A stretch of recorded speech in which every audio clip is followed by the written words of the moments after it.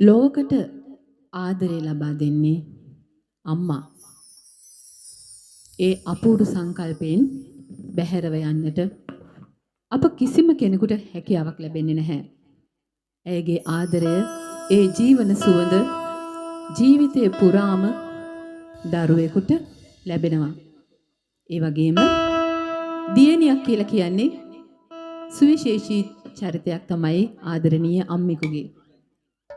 ඔවුන්ගේ ඒ සුවඳ සදා කල්හිම පවතිනවා. එවන් වූ අපූරු ගීතයක් නිර්මාණය වුණා එදා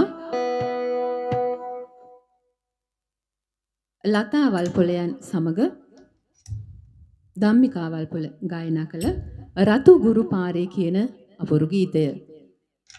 අද දිනේදී ආදරණීය ආවර්ජනාහි එම ගීතය ගායනා කරනු ලබනවා හේමමාලී වීරසිංහ කියන ගායන ශිල්පිනිය සමග ප්‍රවීණ රංගනවේදී මානෙල් කුමාරි.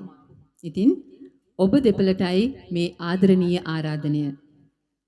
ඒ වගේම මේ අවස්ථාවේදී සිහිපත් කරනවා අපත් සමග රැඳී සිටිනවා මෙම ස්ථානයේ ආදරණීය රත්නක්කා.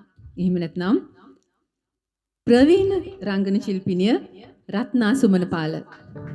ඔබටත් හැකිනම් ඔවුන් දෙදෙනා සමග මේ වේදිකාවට ගොඩවන්නට ඔබේ ඒ අපූරු ආදරණීය මුහුණ මෙහි සිටින සියලු දෙනාටම දැක ගන්නට හැකි වේවි. ආදරේ රත්නක්කේ ඔබ මේ වේදිකාවට ගොඩ වෙනවා නම් අපි තාමත්ම කැමතියි.